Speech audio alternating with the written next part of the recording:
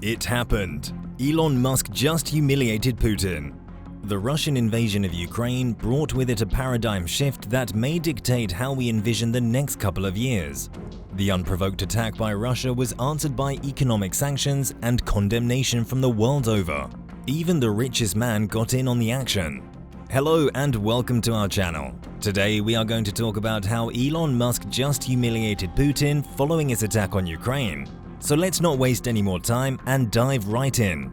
Let us begin. Well, as we said earlier, Russia was hit with a large number of sanctions following its attack on Ukraine. This included sanctions by the United States, the European Union, and most of their Western allies. So it was just a matter of time till Russia retaliated. A Russian space commander retaliated against US sanctions on many aspects of the Russian economy, including Roscosmos, the Russian space agency, by threatening to cease supplying rocket engines to the US.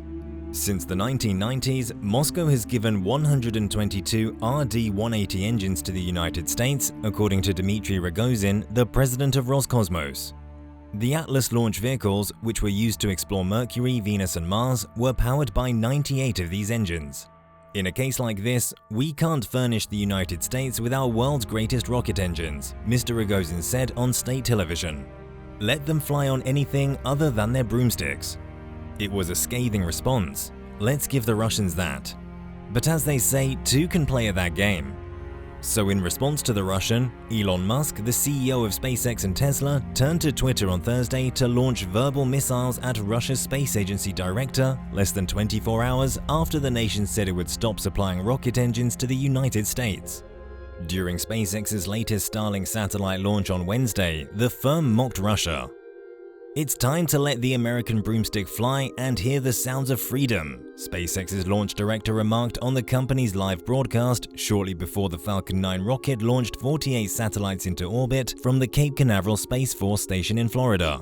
The comment made by the anonymous launch director was a dig at Dmitry Rogozin, the leader of Russia's space agency Roscosmos. Elon Musk retweeted the video with the caption, "American broomsticks." The satellite launch was the company's 10th consecutive weekly launch. SpaceX has nearly 2,000 satellites in orbit to date. Elon Musk, the CEO of SpaceX, wants to build a constellation of over 42,000 Starlink satellites to bring low-cost internet to rural areas. The rocket's first stage returned to Earth after the launch on Wednesday and landed at sea on a SpaceX drone ship. While dealing with many legal concerns in the United States, Musk has inserted himself directly into the Ukrainian war. Musk fulfilled a commitment to Ukraine's Deputy Prime Minister Mikhailo Fedorov earlier this week by delivering Starlink terminals into the combat zone and assisting the government in connecting to SpaceX's satellite-based internet network, enabling internet access to many Ukrainians. The SEC is apparently investigating Musk and his brother for insider trading in the United States, and Tesla may be unionizing. On the heels of President Joe Biden's pro-labor State of the Union speech, Musk challenged a union to hold a vote at a Tesla facility on Thursday. It's not the first time Musk has injected himself into a global crisis to further his economic interests and cement his status as one of the world's most powerful individuals.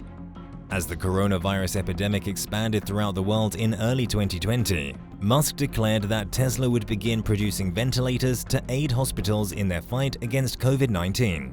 SpaceX verified on March the 4th that it had deployed 47 Starlink satellites to Ukraine. It's unknown if more will be sent in the coming weeks. Musk released a number of Starlink software upgrades on Thursday, aimed at making it simpler for Ukrainians to access the internet while on the go. Updating software to lower peak power use so Starlink may be charged from the cigarette lighter in your car. Mobile roaming activated, Musk said on Twitter, so phased array antenna can keep signal while on moving vehicle. Musk's most recent announcement came in the form of a warning to Ukrainians who use Starlink networks to access the internet. Caution: Starlink is the only non-Russian communication system still operational in portions of Ukraine. Therefore, the chances of being targeted are considerable. In a tweet he cautioned, "Please use with care."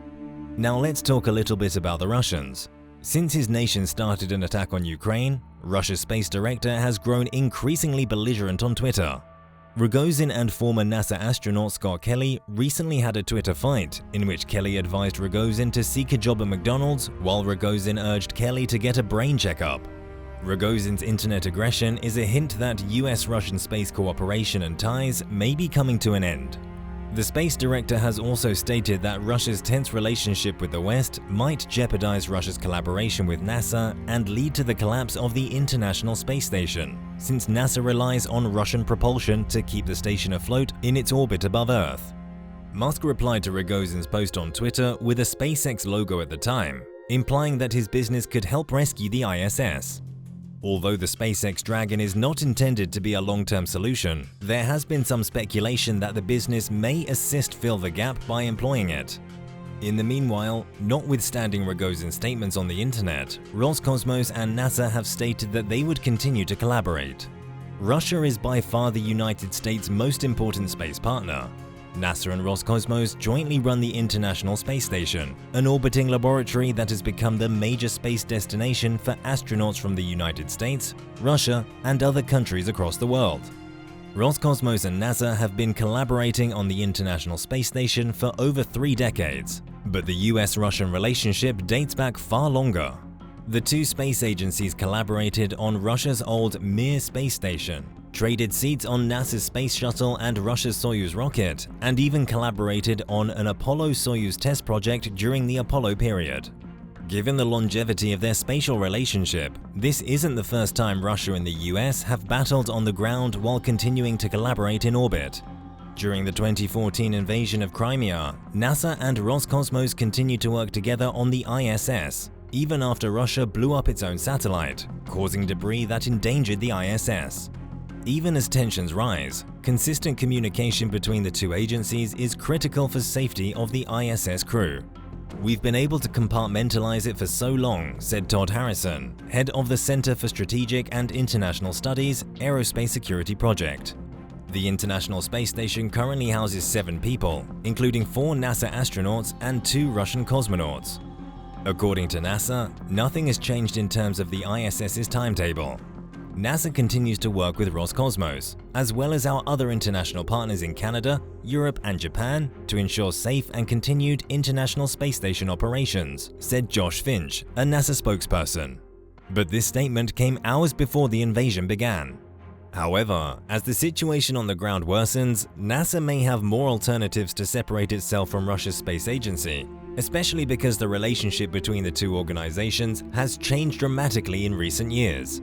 On a more surface level, any scheduled travels to Russia or other niceties between NASA and Roscosmos are likely to be postponed or cancelled. Despite suggestions that NASA Administrator Bill Nelson will travel to Russia to discuss ISS operations, NASA's press secretary said the trip was not planned. Roscosmos continues to rely on NASA to maintain the ISS operational, since the latter invests $3 to $4 billion each year in the project. "I believe it is fair to argue that Russia has more to lose than we have," Harrison adds. He claims that the ISS is the Russian space program's centerpiece. "They don't have any other successes of that size to point to," Harrison adds. So if they didn't have the ISS, they'd be losing not only a fantastic science platform, but also a fantastic prestige symbol as a space powerhouse. So that's enough about the space station. It looks like the US might no longer need the help of the Russians in carrying out any future space exploration.